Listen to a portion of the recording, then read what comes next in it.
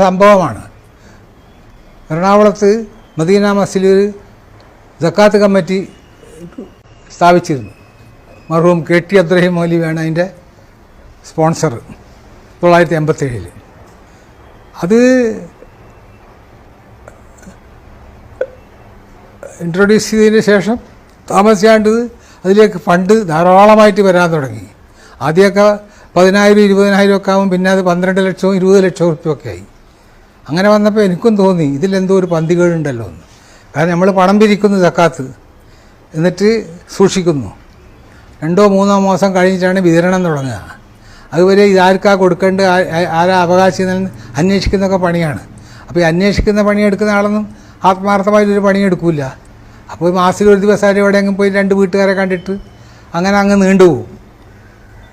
അപ്പം അങ്ങനെ വരുമ്പം ഇടയ്ക്ക് ഈ പൈസ നമ്മളിൽപ്പെട്ട ആൾ തന്നെ കടമെടുക്കും. 1 ലക്ഷം ഉറുപ്പ്യ എനിക്ക് തരണം, വിതരണത്തിൻ്റെ സമയത്ത് തരാം, 2 ലക്ഷം ഉറുപ്പ്യ എൻ്റെ തരണമെന്ന് പറഞ്ഞിട്ട്. അപ്പോൾ ഞാനും ഒക്കെ വേഗം കൊടുക്കും. കാര്യം ഇത് മേക്കെന്ന് പോകണമല്ലോ. ഇത്രയും പണം കെട്ടിക്കിടക്കുമ്പോൾ ഏതെങ്കിലും ഒരുത്തം കയറി വന്നാൽ സക്കാത്ത് പൈസയാണെന്ന് പറഞ്ഞാൽ അവർ കൂട്ടാക്കുമോ? ഇല്ലല്ലോ. അങ്ങനെ ഇരിക്കും 2000 എൻ്റെ ഓർമ്മ ശരിയാണെങ്കിലാണ് എൻ്റെ ഓഫീസിലേക്ക് അബ്ദുസലാം മൗലവി കയറി വന്നു. എൻ്റെ 1-ാം നിലയിലാണ് ഓഫീസ്. 1-ാം നിലയിലല്ല, മെസനൈൻ ഫ്ലോറാണ്. വാതുക്കൽ നിന്ന് അസ്സലാമു അലൈക്കും വലൈക്കും അസ്സലാം, നിങ്ങളിപ്പോൾ ഇവിടുത്തെ ഖലീഫയാണോ എന്ന് ചോദിച്ചു. ഞാൻ പറഞ്ഞു എന്താ പോലും രാവിലെ ഒരു പുതിയ പിരാന്തുമായിട്ടാണ് ഇറങ്ങി വന്നത്. ഞാൻ പറഞ്ഞു അല്ല, ഞാൻ ബസ്സെന്ന് പറയുന്നത് കേട്ടു, ആഷിം ഹാജിയാണ് ഇപ്പോൾ എറണാകുളത്തെ ഖലീഫ. വിശ്വാസികളുടെ സക്കാത്തൊക്കെ അദ്ദേഹം മേടിച്ച് വെച്ചിട്ട് അദ്ദേഹത്തിന് തോന്നുന്ന ആൾക്ക് തോന്നുമ്പോൾ കൊടുക്കലൊക്കെയാണെന്നല്ലെങ്കിൽ ബസ്സെന്ന് സംസാരിക്കുന്നത് കേട്ടോ. അത് കേട്ടിട്ടാണ് അങ്ങനെ ഇറങ്ങി വന്നതാണെന്ന് പറഞ്ഞു. ഞാൻ പറഞ്ഞു നിങ്ങളിങ്ങോട്ട് വന്ന് ഇവിടെ ഇരിക്കുക, എന്താ പറയാമെന്നത്. അപ്പം ഞാൻ പറഞ്ഞു ഇതിൻ്റെ സംഭവം ഇങ്ങനെയാണ്, ഇതിങ്ങനെ ഇപ്പോൾ സംഭവിച്ചുകൊണ്ടിരിക്കുന്നത്. എനിക്കതിലിപ്പോൾ തീരെ താല്പര്യമൊന്നുമില്ല. പിന്നെ ഇത് അള്ളാൻ്റെ അമാനത്താണല്ലോ, അതെന്തെങ്കിലും ആയിക്കോട്ടെ എന്ന് എനിക്ക് വിചാരിക്കാൻ പറ്റില്ല. ഞാനിതിൻ്റെ മുത്തവല്ലിയല്ലേ. അപ്പം മൂപ്പർ പറഞ്ഞു ഇത് ശരിയല്ല, ഇങ്ങനെ ഒരു കമ്മിറ്റി ഉണ്ടാക്കുവാനോ പണം മേടിച്ച് വെക്കാനോ നിങ്ങൾക്കൊരു അധികാരമില്ല, വേറെ ആർക്കും ഒരു അധികാരമില്ല. ഇതിന് തെറ്റായ കീഴ്വഴക്കങ്ങൾ ആരുടെയോ എന്തിൻ്റെയോ താല്പര്യത്തിൻ്റെ പേരിലെല്ലാം ഉണ്ടായിപ്പോകുന്നത്. അപ്പോൾ എനിക്ക് മനസ്സിലായി താല്പര്യം ജമാഅത്തെ ഇസ്ലാമിൻ്റെയാണ്. അവർക്ക് ബൈത്തുൽ സക്കാത്ത് ഉണ്ടാക്കണം. അതിന് മുൻകൂട്ടിയായിട്ട് പല പള്ളികളിലും കമ്മിറ്റികൾ ഉണ്ടാക്കിയിട്ട് അതിന് ഒരു തുടക്കം ഉണ്ടാക്കണം.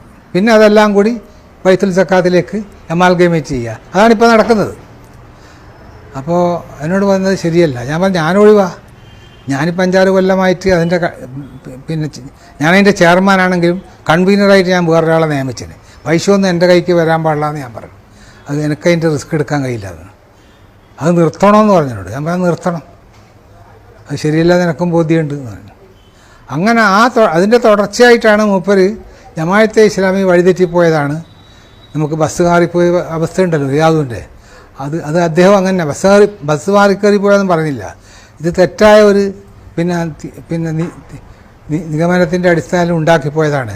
ഇങ്ങനെ ഉണ്ടാകാൻ പാടില്ലായിരുന്നു ഇസ്ലാമിൽ. ഞാൻ 5 കൊല്ലം ആലുവയിൽ ഖത്തീബായിരുന്നു.